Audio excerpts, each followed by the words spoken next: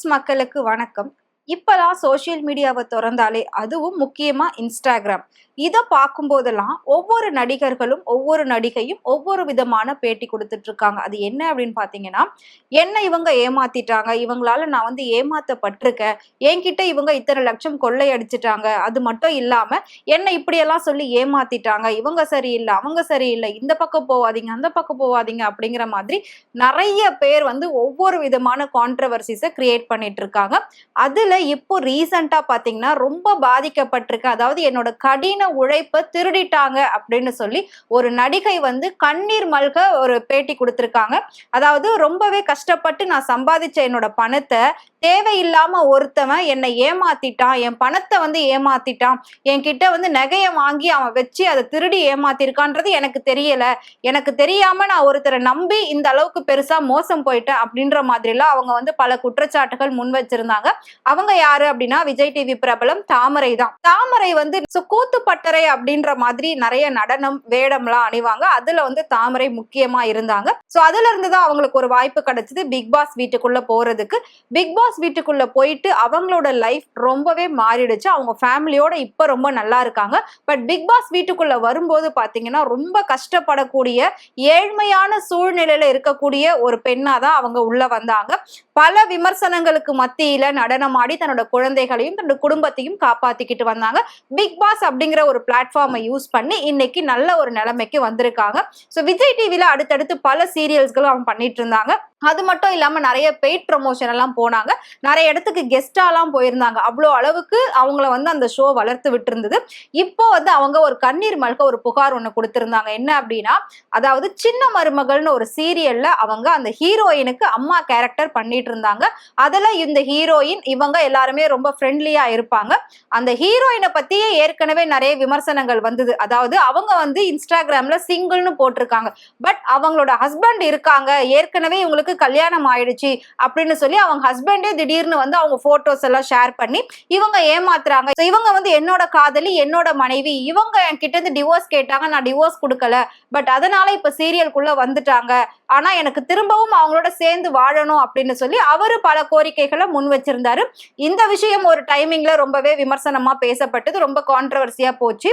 So ஒரு வகையில பாக்குறப்ப ஸ்வேதா என்ன சொன்னாங்க அப்படின்னா, அதாவது அந்த சின்ன மருமகளுடைய ஹீரோயின் நேம் தான் ஸ்வேதா. இவங்க என்ன சொன்னாங்க அப்படின்னா, எனக்கு கல்யாணம் எல்லாம் ஆகலங்க, அவங்க வந்து சீட் பண்றாங்க, அவன் என்னோட ஃப்ரெண்டு மட்டும் தானே தவிர மத்தபடி எதுவும் கிடையாது. சோ என் கூட எடுத்த போட்டோஸ் எல்லாம் எடுத்து வச்சு அதை வேற மாதிரி மார்பிங் பண்ணி என்ன வந்து பிளாக்மெயில் பண்ணிட்டு இருக்காங்க அப்படின்னு வந்து ஸ்வேதா சொல்லியிருந்தாங்க. சோ இவங்க ரெண்டு பேரோட இஷ்யூ மிக பெருசா போச்சு. சோ அந்த நேரத்துல தான் ஸ்வேதாவோட அம்மாவா நடிச்ச தாமரையும் இவரோட நல்ல ஒரு ஃப்ரெண்ட்லியா பழகிருக்காங்க. சரி, இந்த பொண்ணோட ஹஸ்பண்ட் தானே, நம்ம வந்து ஹெல்ப் பண்ணலாம், அவர் கூட பேசலாம் அப்படின்னு சொல்லி நார்மலா பேசியிருக்காங்க. சோ அது மட்டும் இல்லாம ஸ்வேதாவோட ஹஸ்பண்ட்னு சொல்லி நான் வந்து நிறைய நல்ல விஷயங்கள்லாம் பண்ணியிருக்கேன்னு சொல்லி நிறைய வீடியோஸ் எல்லாம் போடுவார். அதாவது ரோட்ல இருக்கிறவங்களுக்கு எல்லாம் ஹெல்ப் பண்ற மாதிரி, சின்ன சின்ன கடைகள் வச்சிருக்கவங்க கிட்ட போய் பொருள் வாங்குற மாதிரி காசு கொடுத்து இப்படி எல்லாம் வீடியோ போட்டுக்கிட்டு இருந்தாரு. அதனால எல்லாருமே அவர் ரொம்ப நல்லவரு, இந்த பொண்ணு சீரியலுக்கு வந்துதான் அவரை ஏமாத்திருச்சு, இந்த பொண்ணு தான் கெட்ட பொண்ணு அப்படின்னு சொல்லி எல்லாருமே ஸ்வேதா பக்கம் திரும்பினாங்க. அதாவது ஸ்வேதாக்கு அகெயின்ஸ்டா திரும்பி இருந்தாங்க. சோ கிட்டத்தட்ட தாமரையும் அப்படிதான் வந்து ஸ்வேதாவை தப்பா நினைச்சு அந்த பையனுக்கு சப்போர்ட் பண்ணிருக்காங்க. அதாவது ஸ்வேதாவோட கணவர் அப்படின்னு சொன்னவருக்கு சப்போர்ட் பண்ணிருக்காங்க. சோ அது மட்டும் இல்லாம ஸ்வேதாவோட ஹஸ்பண்ட் தானே, அவர் நிறைய ஹெல்ப் பண்ணிட்டு இருக்காரு அப்படின்ற மாதிரி அவங்க நினைச்சிருக்காங்க. அந்த நேரத்துல இவர் என்ன பண்ணிருக்காரு அப்படின்னா, தாமரை கிட்ட போய் நிறைய நல்லவ மாதிரி நடிச்சு பணமும் நகையும் வாங்கியிருக்காங்க. பணம் மட்டுமே கிட்டத்தட்ட 7 லட்சம் ரூபாய் கிட்ட வாங்கியிருக்காங்க. அது மட்டும் இல்லாம அவங்க கிட்ட நகையும் வாங்கி அடமானம் வச்சிருக்காங்க. அந்த நகையை இவங்க பேர்ல வைக்காம அவர் மேல இருந்த நம்பிக்கையில அவர்கிட்ட கொடுத்திருக்காங்க. அவர் கொண்டு போய் அவர் ஏரியால தெரிஞ்ச கடையில வச்சிருக்காரு அவரோட பேர்ல. சோ இப்போ வந்து முழு உண்மையும் அவரை பத்தி தெரிய வந்திருக்கு. இந்த மாதிரிதான் பல பேர்கிட்ட வந்து பணங்கள் வாங்கி நிறைய பேரை காதலிச்சு ஏமாத்தி பணத்தை திருடிக்கிட்டு நகைங்களை திருடிக்கிட்டு ஒவ்வொரு ஊரா சுத்திக்கிட்டு இருக்கான் அப்படின்றது இப்பதான் அந்த விஷயம் வந்து தாமரைக்கு தெரிஞ்சிருக்கு. தெரிஞ்ச உடனே தான் வந்துட்டு அவங்க அந்த நோட்டீஸ், அதாவது அந்த நகைச்சீட்டெல்லாம் வச்சு உடனே வீடியோஸ் போட ஆரம்பிச்சுட்டாங்க. அதாவது இவனை யாரும் நம்பாதீங்க, இவன் வந்து அந்த ஸ்வேதாவோட புருஷன் தான், ஆனா இவன் வந்து ரொம்ப ஏமாத்திக்கிட்டு இருக்கான், எல்லார்கிட்டயும் பணத்தை வாங்கி ஏமாத்திட்டான். சோ என்னோட பணமே கிட்டத்தட்ட 7 லட்சம் ரூபாய் கிட்ட நான் அவன் கிட்ட கொடுத்திருக்கேன். ரொம்ப கஷ்டப்பட்டு நான் வந்து சம்பாதிச்சு சேர்த்து வச்ச பணம், ரொம்ப கஷ்டப்பட்டு சம்பாதிச்சு வாங்கின நகை அது. சோ அதெல்லாம் வந்து இவனுக்கு நான் கொடுத்தேன். உதவி பண்ணணும்ன்ற ஒரு நல்ல எண்ணத்துல தான் கொடுத்தேன். அவன் திரும்ப கொடுத்துருவான்னு பார்த்தா இப்பதான் தெரியுது அவன் ஒரு ஃப்ராடு அப்படின்னு சொல்லி. சோ எப்படியாவது எனக்கு வந்து இவன் கிட்ட இருக்கிற பணத்தையும் நகையும் மீட்டு தரணும் அப்படின்னு கேட்டிருக்காங்க. சோ இந்த விஷயத்துல வந்து ஸ்வேதாவுக்கும் தாமரைக்கும் ஒரு சில மன கருத்து வேறுபாடுகள் ஏற்பட்டிருக்கு. அதனாலதான் தாமரை அந்த சீரியலை விட்டு கூட ஃபர்ஸ்ட் விலகி இருக்காங்க. இப்போ வந்து அவங்க நடிச்ச இடத்துல வேற ஒருத்தவங்க நடிச்சிட்டு இருக்காங்க. சோ இந்த சீரியல்ல இருந்து அவங்க விலக காரணம் என்ன அப்படின்னு சொல்லி அவங்களோட ரசிகர்கள் எல்லாம் பல பேர் கேட்டுட்டு இருந்தாங்க. ஏன்னா இன்னைக்கு தாமரைக்குன்னு ஒரு செட் ஆஃப் ஆடியன்ஸ் இருக்கதான் செய்யறாங்க. ஏன்னா அவங்களோட சின்ன சின்ன விஷயங்களை பார்த்து ரொம்ப ரசிக்க ஆரம்பிச்சுட்டாங்க. அவங்க வந்து ரொம்ப யதார்த்தமா பேசக்கூடியவங்க, ரொம்ப நாலேஜபிள் பர்சன் அப்படி கிடையாது. கிடைக்கக்கூடிய வாய்ப்பை சரியா பயன்படுத்தி மக்களுக்கு நல்லதை செய்யணும், நல்லதை சொல்லணும் அப்படின்னு நினைக்கக்கூடிய ஒருத்தவங்க தான். சோ கஷ்டப்பட்ட காசு கண்டிப்பா வீண் போயிடாது அப்படின்னு சொல்லி அவங்களுக்கு ரசிகர்கள் எல்லாருமே ஆதரவா பேசிக்கிட்டு வராங்க. சோ இந்த மாதிரி யாராவது வந்து உங்ககிட்ட பணம் கேட்டாலோ இல்ல நகை கேட்டாலோ தயவு செஞ்சு கொடுக்காதீங்க அப்படின்ற மாதிரியும் ஒரு விழிப்புணர்வான வீடியோக்கள் அவங்க போட்டுட்டு இருக்காங்க. இது மட்டும் இல்லாம தொடர்ந்து இந்த மாதிரி சின்னத்திரை பிரபலங்களை நிறைய பேர் ஏமாத்திக்கிட்டு இருக்காங்க. அவங்க எவ்வளவுதான் வெளியில ஃபேமஸா இருந்தாலும், எவ்வளவு பெரிய ஆளா இருந்தாலும் ஒரு சில சின்ன சின்ன விஷயங்கள்ல ஏமாந்துதான் போகிறாங்க.